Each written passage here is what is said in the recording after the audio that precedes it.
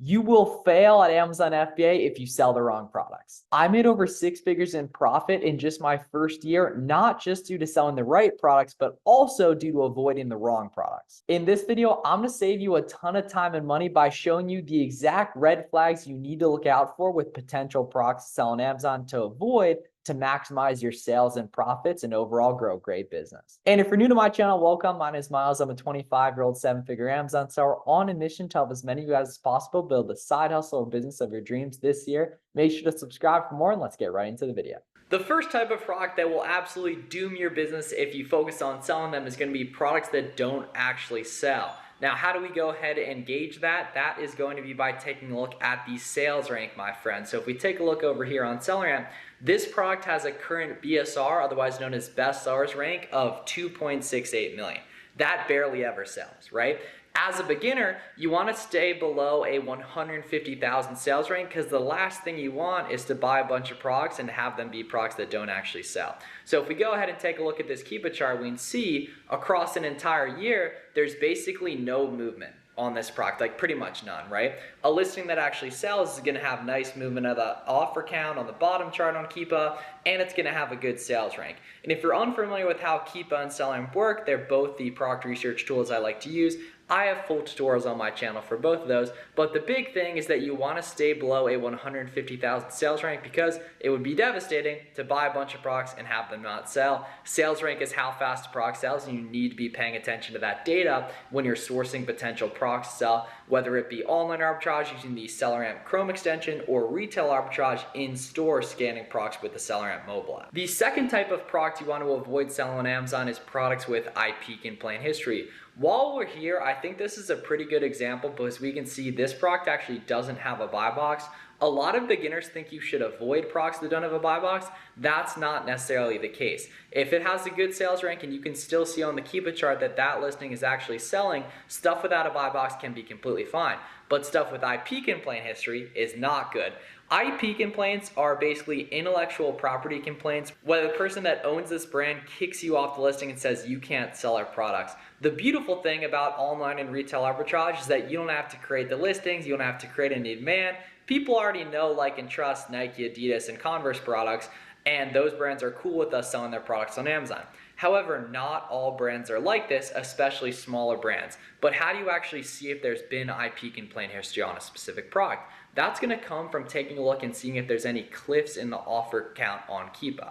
So if we take a look at this product specifically right here, taking a look at the past year, we can see this product has nice stable price action, right? It has nice stable offer count going up and down, so we know that this product sells. It has a good sales rank as well, about a 13K rank. And so this product looks good if we found it profitable. The problem is we can see right here that there's a massive cliff in the offer count where it was nicely selling and then it just randomly just goes to zero. And this is the exact type of product you want to avoid because we can see that whoever owns this brand kicked off all the third-party sellers here. So if you are taking a look at a product and you see this, you want to avoid selling these types of products because not only will you get screwed if you buy a bunch of these, but it can also damage your Amazon account health. Now, is it the end of the world if you get some IP complaints? Probably not. We pretty much all have dealt with them as sellers. However, this specific product here we want to avoid because of that IP complaint history if we at all can. So make sure when you're analyzing a new brand, you're taking a look at the Keepa charts and seeing if there's any random massive offer count cliffs which indicate a potential IP. The next type of product you want to take a look at here. So this actually fits our velocity criteria right here. We can see it's about a 46K rank, right? And it's a Nike product, so we know that that's reseller friendly. However, taking a look at the Keepa chart, if we scroll down on this specific product here, we can see, taking a look down here, the offer count was like 1 to 3 sellers for literally months, and then it randomly recently spiked up to over 15 sellers right here. Subsequently, the price went down from like 55 or 60 bucks all the way down to like 44, and it's probably going to continue going there. And so you definitely want to avoid products that show signs of price tanking, which is basically the idea of increasing competition leading to decreasing price, basic supply and demand. You either want stable or increasing price and stable or decreasing competition on that bottom chart on Keepa. And if you see these red flags, unfortunately, it's probably going to continue. Now, as a seller, especially as a new seller, occasionally you're going to get stuck with this, Basically, you want to identify if that deal is still available, that trend is probably going to continue. However, if that deal went away, the trend might eventually reverse and you might be able to get that high dollar. And over time, you're going to build out that muscle for gauging whether or not a product is going to recover or if it's going to keep going up in offer count and taking in price. Now, on the flip side, here's an example of the exact type of product you want to carry in respect to competition and price action.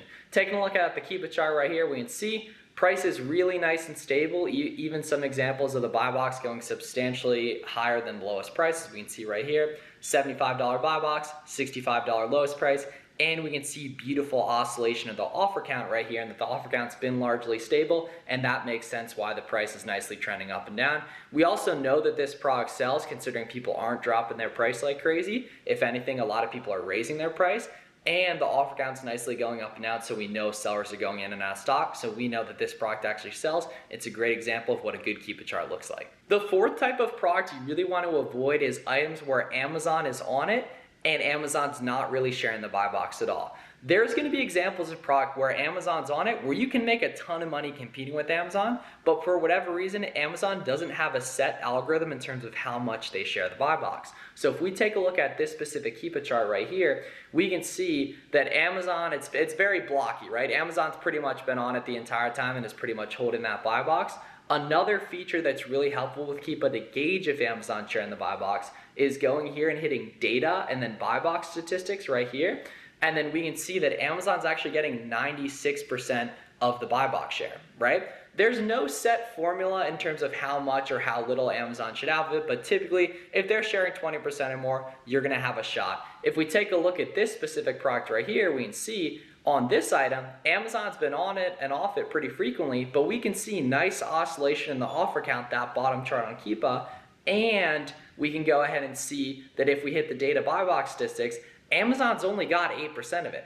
So a lot of new sellers would avoid this product because they've seen Amazon's been on it, been off it, etc., right? However, we can see that sellers are actually selling out on this. For example, we can see right there, and the data buy box statistics clearly proves that Amazon is actually sharing the buy box here in terms of over the past 180 days, they only got 50% of it. We can see sellers are making money on this, taking a look at that Keepa chart. Another really important thing you need to avoid is buying variations on listings that sell quick, but variations that don't sell quick. Taking a look at these Nike Court Visions, we can see these look like a great product. They got 12,000 reviews, the BSR is 12,000, right? That's kind of ironic, but regardless. The problem is, if we take a look down here at the Keepa chart, it's really blocky. We don't see a lot of movement, and the premise of this is that the sales rank is for the entire listing, not just this specific variation. Therefore, you can't use the sales rank to gauge the performance of a specific variation. You need to use the unique Keepa chart that gauges to that specific size, right? Now, what we're gonna do further is if we hit variations here on Keepa, we can go ahead and see the variations that have the most reviews here, which tends to be the ones that sell the quickest. We can see these ones have beautiful oscillation of the offer count, right? But if we scroll way down here, it also makes sense. These are common colors as well. If we scroll down here all to the ones that don't have a lot of reviews or haven't been around for a while, right? We can see ones like this that don't really sell at all, right? But then some down here do sell a lot, and that's due to might not have any reviews, but it's been around less than a year, right? So the big gauge of velocity, specifically on the variation front, is going to be Keepa chart as well as offer count oscillation and just common sense around size and color. So the way you're going to tell which colors and sizes sell best is going to be by taking a look at the variations tab on Keepa, common sense around size and color, and then the specific Keepa chart for that variation. And those are the products you want to avoid if you don't want your Amazon business to be completely doomed. Also want to let you guys know that if you're interested in direct, personalized one-on-one coaching with me, I do have a couple coaching program slots left for April. So you can go ahead and take a look at the link in the description if you're interested in working directly with me to scale up online arbitrage. Our website here with the application page has a bunch of examples of other sellers we've helped. And if you're serious, hardworking, and looking to work directly with me and be around other sellers that are crushing the game, go ahead and apply for my coaching program down below. And I really appreciate you guys watching this as well. So if you have any questions, let me know down below in the comments. Make sure to subscribe for more, and I'll see you guys in the next one.